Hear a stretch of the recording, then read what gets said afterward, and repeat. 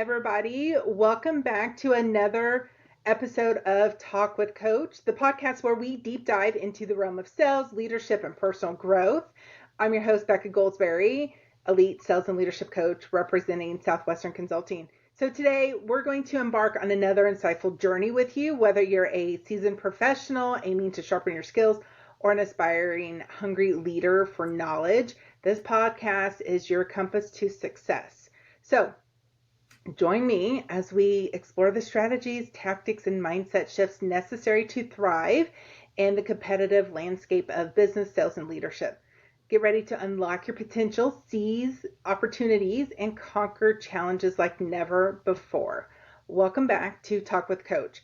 So you guys, today I am so excited. As you always know, I'm always excited about my guests, but today my guest and I, we have known each other for over 20 years and we didn't realize it until last year. So my guest and I, we actually were competitors, but we did not realize it until a meeting at Junior League last year when we were talking about, we were in college, where we went to college. I did track, you did track? Where'd you go to college? You were a thrower? What? So I am super excited, you guys, to share more about you with my good friend, Elizabeth C. Scott. Elizabeth is like me. We are a Southside Indiana person. She grew up in Whiteland. For those of you guys who know the area, she went to North Central College, which is where her and I competed. She was a captain of the women's track and field team and set numerous school records. So her and I were great competitors. And I really got to go back, Elizabeth, and look and see if I can find in my yearbooks if there's pictures of us somewhere in the yearbooks in the track section. I really got to go back and look at those. But she went on and she earned her Juris Doctor at the University of Dayton School of Law. After finishing law school, she held a distinguished criminal trial practice career. She was first at the Montgomery County prosecutor and then later as a solo criminal defense attorney. I know you've got really good stories about that. And then she earned a distinction becoming death penalty certified in the state of Ohio. While she did private practice, she earned her MBA from the University of Notre Dame. She uses her legal and business acumen to help her husband start Synkhronos Healthcare Solutions. Did I say that right? Synchronos, close enough. Synchronos, okay. It's almost like a Greek mythical goddess name. It's Greek for being in synchronization. That's why we named it that. There you go. It's a hospitalist staffing company for critical access in rural hospitals.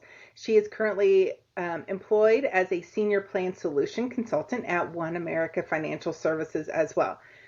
And she has always had a big heart and passion for service. She joined Junior League of Orange County in 2015. I met her when we were working together at the Junior League of Indianapolis.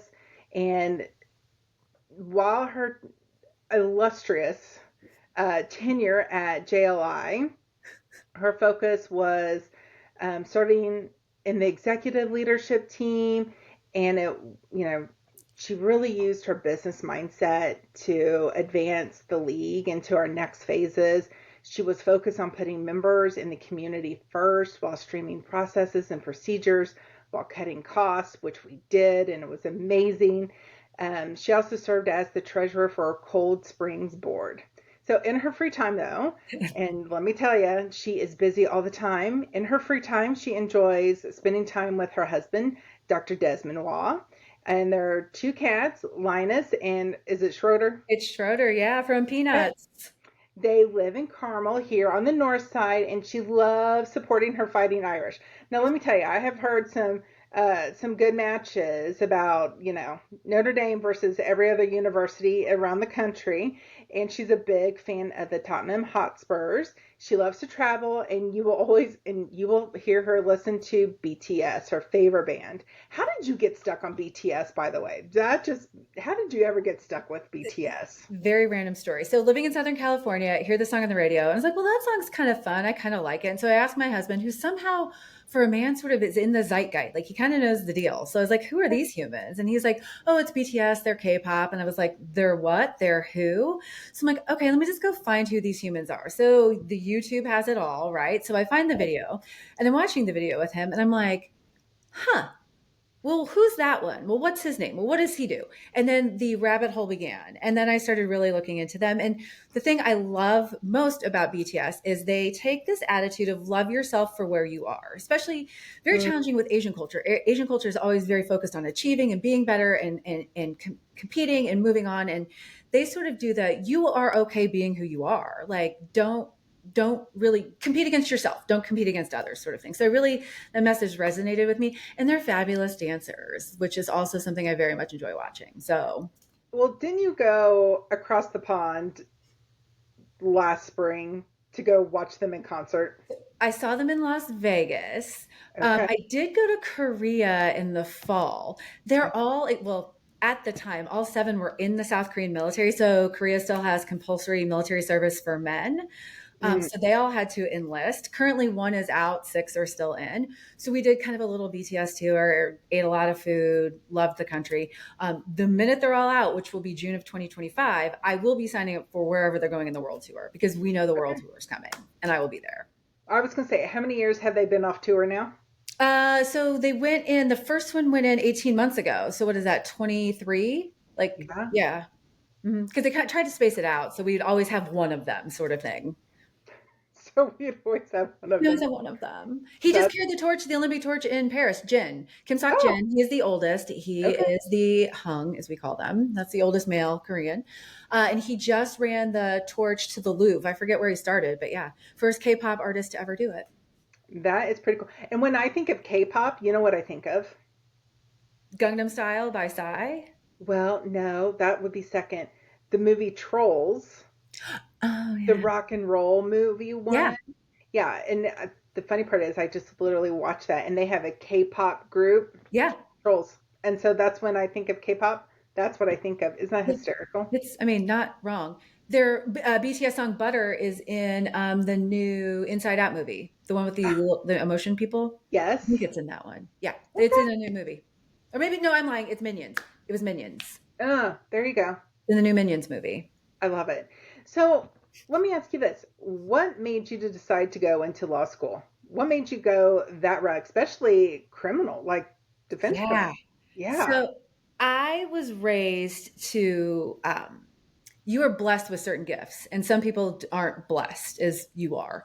And I was blessed with being really good at talking clearly and arguing. That's what I do. So I wanted to use my blessings and my gifts to help others. And I thought to myself, what better way to serve somebody than to defend them, to keep them out of jail or to keep them off death row?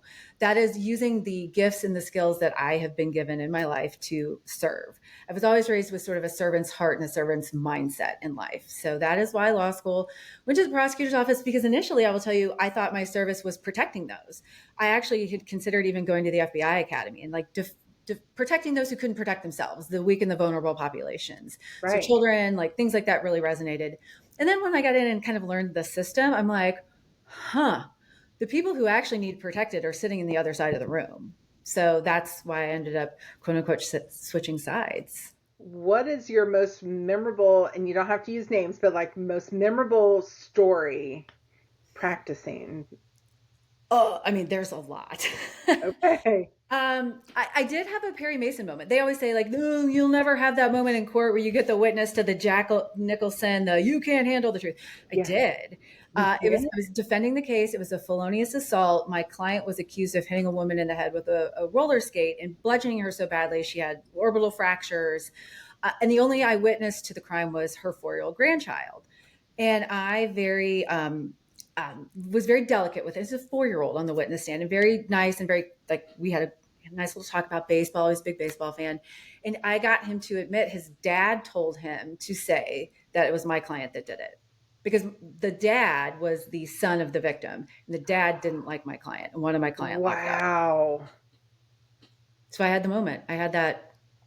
It didn't happen. You're defending, and the child was like, no, dad told me to tell, to Well, basically lie. yeah, you get to ask leading questions on cross. And so I'm like, well, I mean, your dad doesn't like my client, right? No. And in fact, you didn't actually see my client hit your grandma, did you? No, I didn't see it.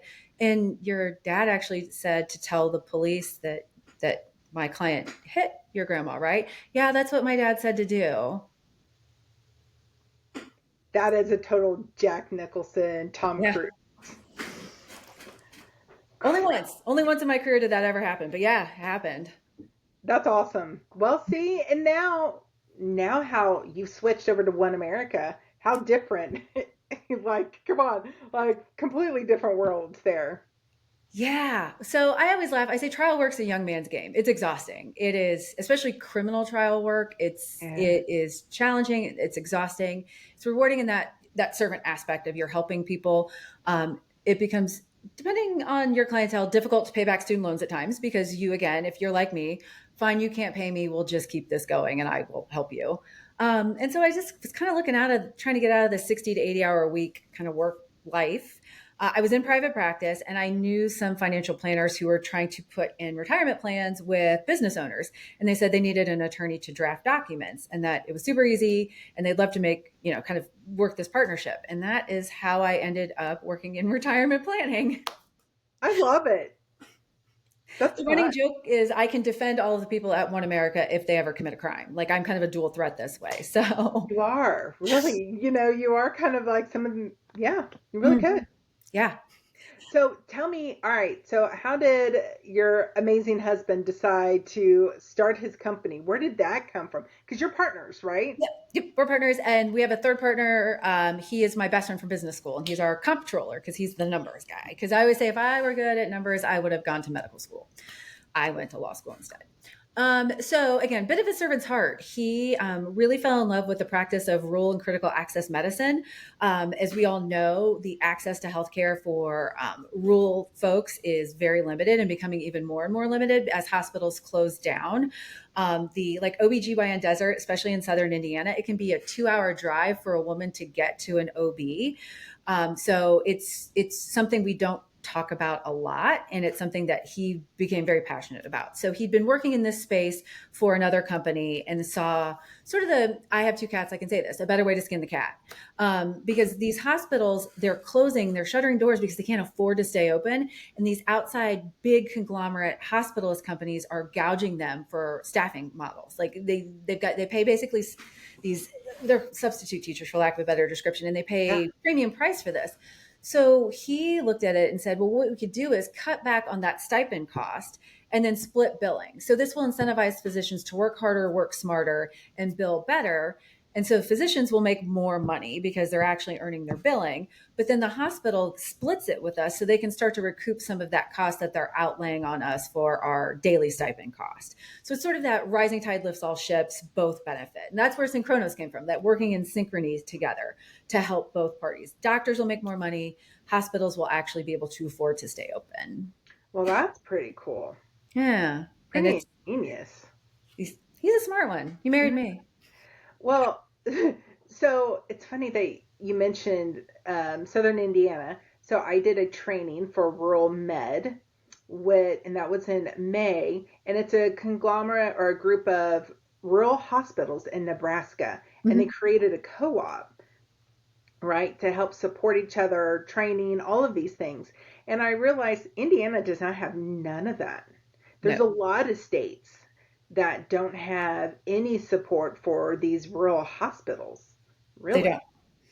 And the crazy part, like I'm blessed, because I grew up in Seymour, and even Mhm. though Seymour is a southern Indian, we've got an amazing regional hospital. You Us do. in Columbus have an amazing regional Yes. hospital. But when you get down to Corden, Mm-hmm. Vincennes, and everything in between Evansville and like Bloomington, Yep.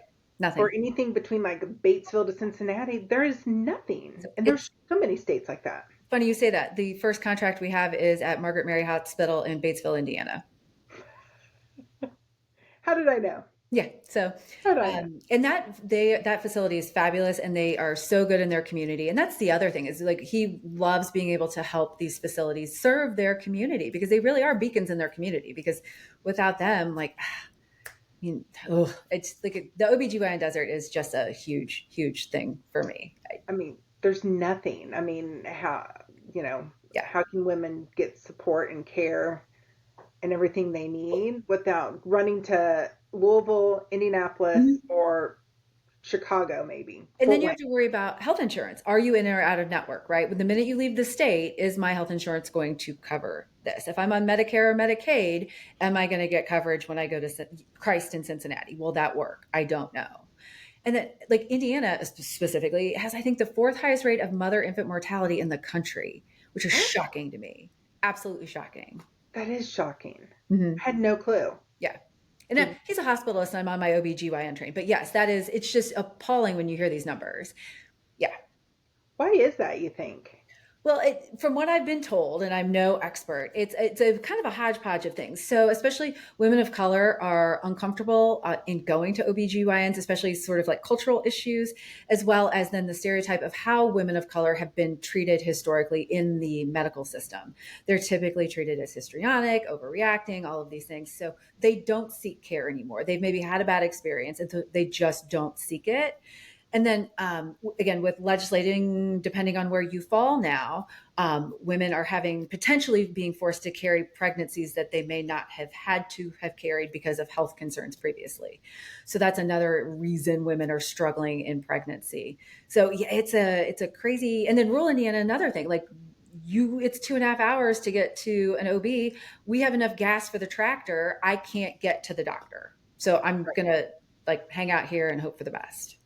Wow. So what's the vision for the company? Like, where you guys see it? Where you guys want to be in the next 5, 10, 15 years? Yeah. Oh, the strategic plan. Yes. Let's Yeah. talk strategic plan.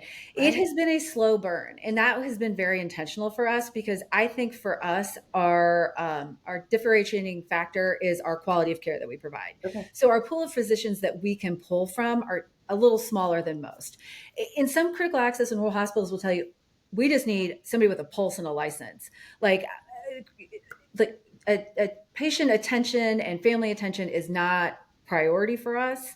We just need a doctor here. But for us, that is providing good quality care, sitting down and talking to a family, walking through things with a family, working with the subspecialist, doing the things. So finding those physicians are a little harder, right? Especially to go practice critical access in rural medicine. So again, the slow burn because we're trying to find enough physicians to fill these slots. Okay. Um, I think for us tapping out at maybe 5 or 6 facilities in the country, we will be done.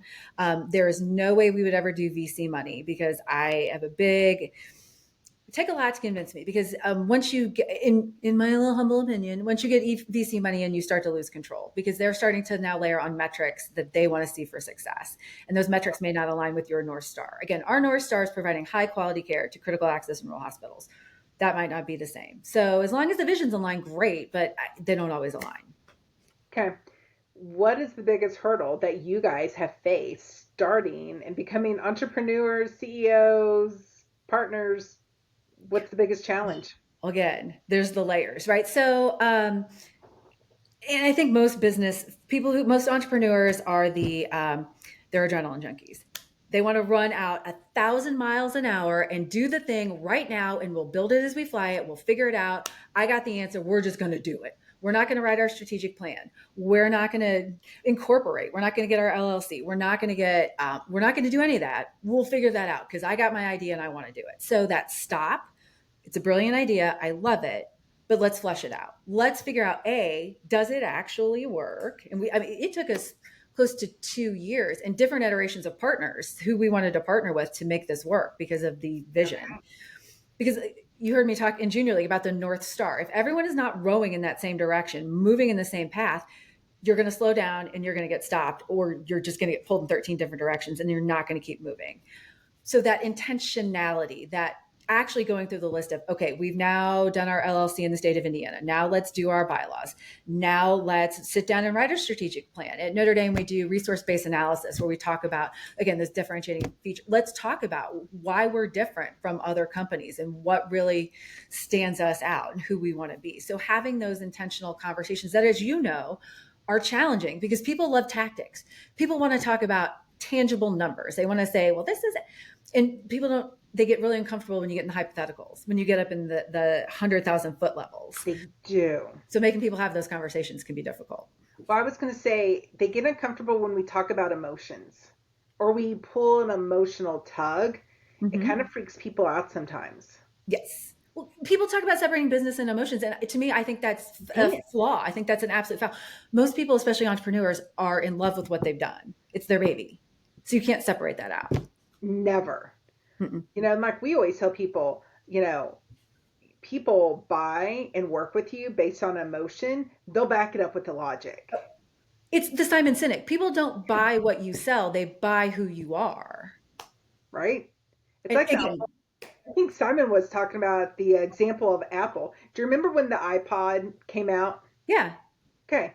So he would always say, Apple didn't come out and say, hey, we've got this device. It'll fit in your pocket and it'll play 10,000 songs. Yeah, right. They did not market it that way. How they marketed it was genius. They go, we've got this small little thing where you're going to be able to have hours and hours of your favorite songs and you can get rid of the CD cases. I don't know about you, but I carried those big CD zippy thing.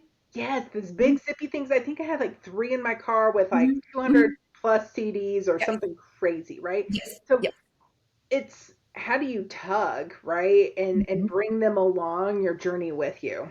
Yep. No, absolutely. That's one of the most brilliant quotes ever. Yeah, they don't buy what you sell. They buy who you are. Like they buy 100%. And again, entrepreneurs are, so getting them to just. So in your mind, right? And I talk with so many entrepreneurs all the time. They have a hard time with creating a strategic plan because they don't know where to go or how to create one or what would one look like. Because I even had somebody say, I got to go to the bank and I have to give them a strategic or a business plan. Yeah. Where do I go? Right? Like nobody teaches how to do a business plan. No. And I was fortunate. So most business schools have areas of focus, like University of Chicago's is economics. Notre Dame's is actually leadership. And we spend a ton of time actually talking about like corporate culture, leadership, strategic planning, visioning, all of that stuff. So I think I was fortunate that I did get some of that training in business school. But when I work with clients at One America, so I do help our external clients run their plans. And I actually do strategic consulting for them. And the first question I ask is, why do you have this? Why do you have a 401k? What's the point? And they just kind of look and they're like, well, I have to. I'm like, actually, you don't, but you've got one now. So let's figure it out. And then the next question is, well, I just hit fast forward. It's 2027. What does your company look like? And what does your retirement plan look like? How is it serving your population? How do you want it to look? And again, they get real uncomfortable, right? Because they just want to talk about fees. And I'm like, no. I'm talking about how are you taking care of your population across the board in terms of retirement services? So I think for entrepreneurs, sitting down and almost just that journal of like, why do I want to do this? And what do I want it to look like in 3 years? And then you can just then your annual plan is your stair steps to get to there in your 3 to 5 years. To me, and I think that's what Junior League is really good at doing, is creating those strategic plans and then backing it up for the next 3 years, how to hit those strategic plans each year. Yes. That's our training and development of women leaders. That is what that is. Absolutely. 100%. And people just don't have it. And some people, I find it's innate. They don't even understand they've done it. Yeah. Do you know what I mean? Like they don't even get that they're doing the visioning. It's like, no, you're doing it right now. Write it down. Write it down. And don't forget it and put it in the same notebook and go back to it all the time. Right? Yes. So, and I'm sorry to interrupt you, but that is a huge thing. And Junior League tends to fly afoul of this. We write this exquisite, beautiful strategic plan, and then we hang it up and we walk away. And we think about the tactics, the day-to-day of, did we pay the bill? Is this done? Did this happen? And we never go back and pull that off and say, the past 2 months, what did we do to advance to here? How are we moving up the path to get there? So once you create this plan, to your point, you have to constantly remind yourself, this is what it is. This is the North Star. This is the vision. Right. Well, I talk about that all the time with my clients. Like they'll say, okay, here's the three goals that I want to accomplish in the next 12 months. So we come up with a plan on the things that we need to do it. But every month or every 2 months, we're always like, okay, are we on track? What do we need to? Nobody ever makes pivots because nobody ever goes back to the plan. Correct. And pivots aren't bad. I feel like people have a real negative connotation of well, we had to change this. No, it just means you're agile. And that's actually great because look at companies like IBM, look at companies like Kodak. They were not agile at all. They were dug into what they were and they became obsolete. Now, IBM here of late has pivoted a little because they've gotten into kind of that information system stuff. But well, I mean, where's Kodak? Like, ugh. So you have to be agile. You have to be willing to say, okay, that's not going to work anymore. What do we do? Yeah, Kodak is a prime example. I mean, Mm-hmm. I was just reading that story a few months ago. I mean, that's they were just dug in. It was always going to be cameras and Polaroids and nothing digital, nothing. Nope. And I, I'm like, do they even still exist? I don't know. I don't know, I don't know. to be honest. Yeah. That should say something right there that you and I both are like, Yeah, I don't even know if they are around well, still. I don't know. I know. So if somebody knows, comment below. Yeah, please let So us know because we're curious. yeah, I am very curious. Um, but yeah, to me, I think companies that are agile are your companies that grow the quickest. Mm-hmm. And it's that visioning as well, because agility and visioning to me align because you are always thinking to the future and iteration is the future and iteration is agility. It's all tied together. So as long as you're constantly thinking forward, you're going to be agile because you're constantly seeing this is what this is going to turn into. This is what this is going to be. How do we get there? And you guys, pivoting's good, change is good. It's Yes. great. It is not scary and it is not bad. Or I guess maybe it could be scary. I don't know. I think it's scary. It can be scary. It's like the unknown, but that's Yeah. why you're doing it in some respects, right? Like if you knew it, you'd just go work you would be an entrepreneur. You just go get a 9 to 5 and punch widgets somewhere. But that doesn't excite you because that's not who entrepreneurs are. They want the thrill. They do. They want the thrill of the hunt, I Right. think. Well, the serial entrepreneur. They want to start it, they want to build it, the day-to-day running. I'll bring the other people in to do that. I was thinking my grandpa, he started five. That's Like, and like when you get doing one, you're like, oh, what else can we do to support mhm. the other company? Right. And then it just, I mean, to me, that's just ingenuity. And if people can do that, it's fabulous. So there you go. So what's the next company for you and Dr. Des Yes. to God. support? Right. Yeah, I don't know if you've ever seen me do this in a junior league meeting. It's like I get possessed. I just start these very random stream of conscious thoughts, and the next thing you know, something has just now been invented. Like one day we were like, I'm like, we should change our name to the Junior League of Central Indiana. And I started listing reasons why. Because we'll align with all the other nonprofits in the community. It actually represents who we are because we're not just in Indianapolis, we're in all the donut counties. Like this is the stuff I do. Like I just start word vomiting and something happens. So yeah, Y'all right guys now just need to join a inventor lab or something. we have that in Notre Dame. It's what's it called? It's something incubator. I Yeah. don't know. You would I'm be good in actually that environment. I'm actually working on nonprofits. I have two nonprofits that I am noodling on. Are you? Can you share? The one that I'm in again, someone drop a comment. Marketing experts. That was my worst grade in B school. I know tam. I don't know. I don't get it. So my nonprofit I need a name for. My husband's a crazy tennis player, and he always comes home with dead tennis balls, and we have bags of them. And I'm like, well, we can't just throw them away. That's super wasteful. You don't recycle them. And I was like, you know who could use them is the Humane Society. Like doggos love them. They go through them every day, right? Especially big doggos. Like they Yeah. tear them apart.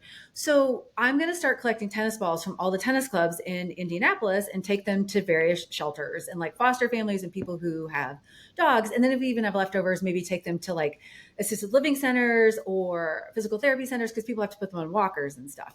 So it's a tennis ball, like donate, like intermediary thing. Genius. The fundraiser, I've got the name of the fundraiser. It's the Bark Ball. But I don't know Perfect. what to name the nonprofit because everything we come up with is really goofy. Because like love balls because love is a tennis thing and they're balls and they're like fuzzy I was gonna say ball. I could come up with all, but I don't know if any of them are appropriate. Yeah, all of them are a little like, oh, ugh, my 13-year-old nephew is going to make a lot of fun of this, right? Like I think about like what would a 13-year-old boy say if he heard this name? And all of them I'm like, no. Yeah, or guys in college.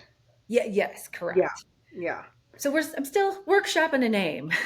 Okay, marketing people, if you've got an idea for Elizabeth, jot it down below. But that would be, I mean, what a resource.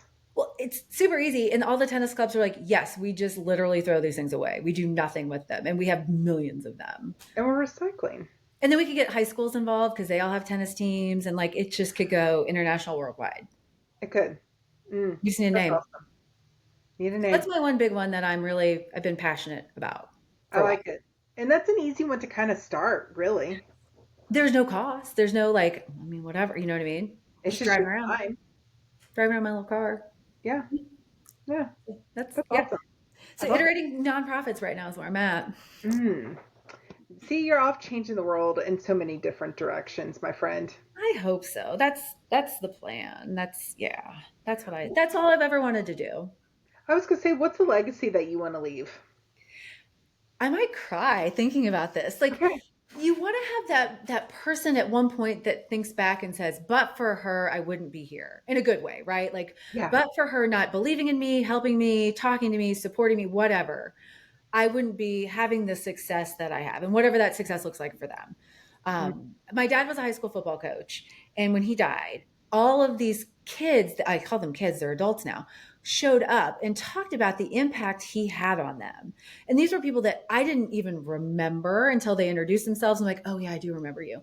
But the profound impact my father had just coaching these young men is something I aspire to, just having that impact on someone. Because it's also then the butterfly effect. If I positively influence you, what influence can you make moving forward that could honestly change the world?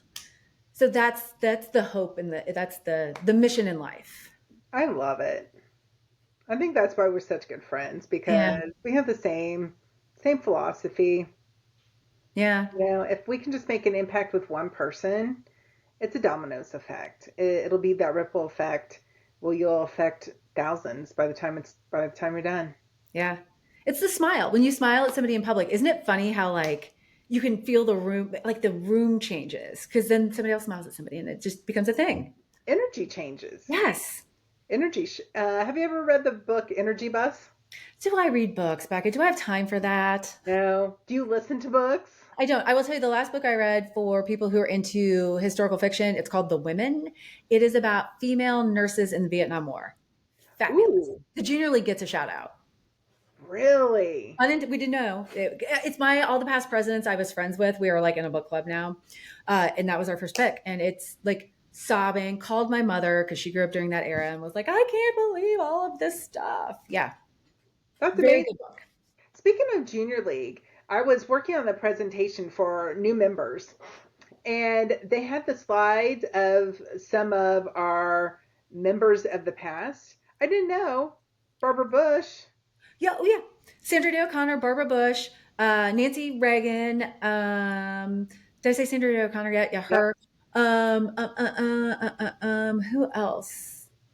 Those are like the big ones. If you go to our storage unit, there's probably still AJLI's pop-ups from when we hosted AJLI annual conference, and they have like all the famous women on there. Yeah, yeah. Oh, Eleanor Roosevelt, she was one.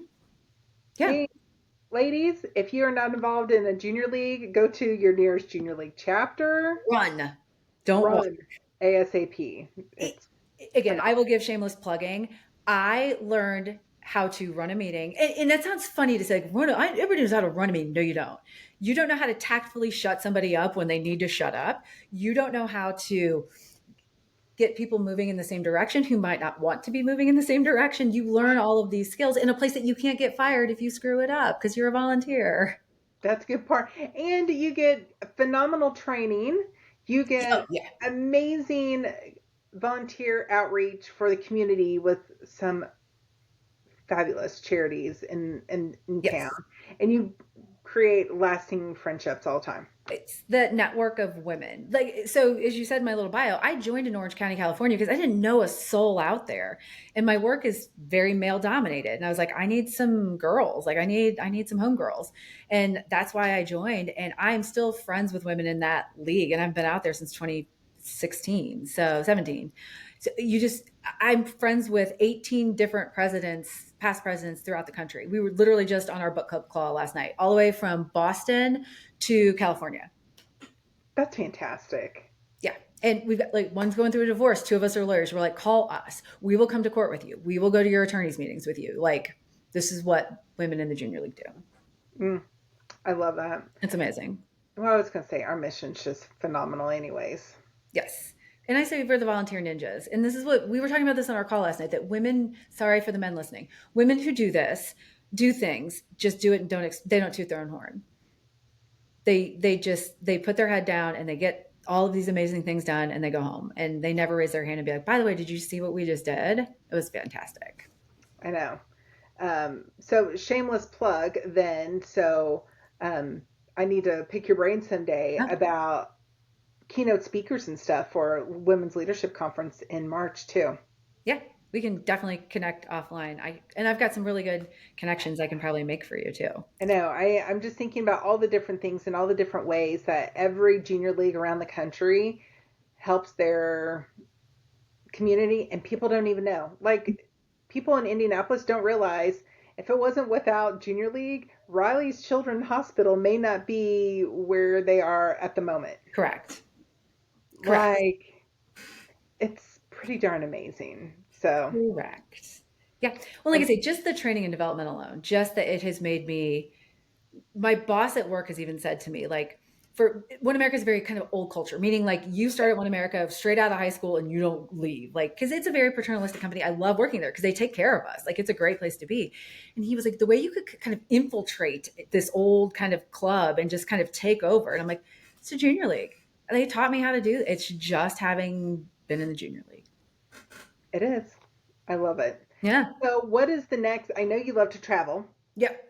What's the next big trip? What are we on? Where are we going? Well, I go to New York on Thursday. Okay.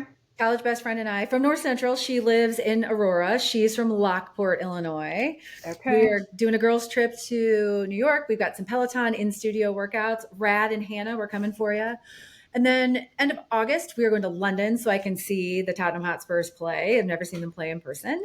And then New Orleans for like New Year's Eve, and then back to Korea and Japan in the spring. Okay.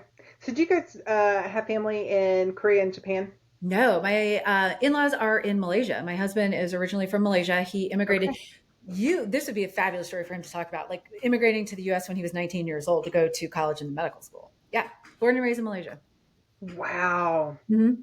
Yeah, that's pretty awesome. Yeah, he would be a fun one to talk to too, especially going from that mind of clinician, physician to business owner. And I will tell you, I was very impressed with his ability to sort of, because everyone knows it's a steep learning curve to learn how to run a successful business, and he just.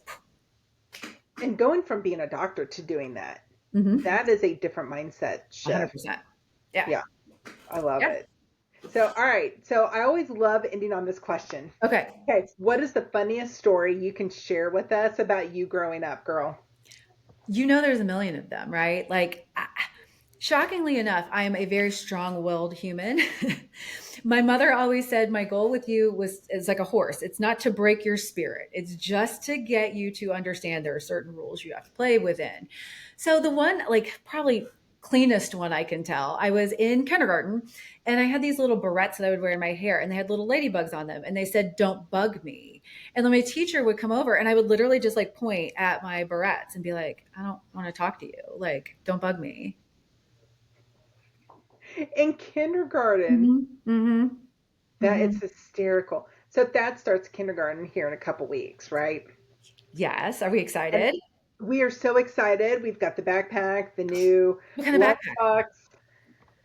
You know, we've ordered the, school uniforms, the whole 9 yards. I mean, and Mom, I'm 5.5. I'm big. Okay. Yes. Sure. Okay, boss. I know. And the funny part is, I think somebody just shuffled a piece of paper underneath my door. It's probably your boss telling you to wrap it Probably up. my boss saying, "All right, mom, we got to go." So I know, I love it. But I am so excited. Thank This you, was such a friend. fun conversation. Like this went so quick. We're already done. I know, like, where does time go? But no, I love you to pieces, Oh, I and the miss work. you. I know, I miss you too. And the work that you do and the heart that you have, Indianapolis is just a better place with you in it. Oh, So thank you. I I hope. appreciate you. Oh, But oh, it is. Trust me. I Let me. hope. I know it is. But you guys, this wraps up another empowering, awesome episode with Talk with Coach. I hope you found today's insights valuable and actionable. Remember, growth is a journey, and every step forward counts. If you've enjoyed today's episode, don't forget to subscribe, like to our podcast on YouTube, and then hop on Spotify and subscribe there. Love to hear from you. Elizabeth and I have asked for your comments Yeah, today. So reach out. we want the ideas and the answers and the names and all of the things, you guys, for the things we talked about. So Absolutely. until next time, keep striving for greatness, keep pushing your limits, and remember, your success story is waiting to be written. Take care and make it a blessed day, everybody. Oh, I love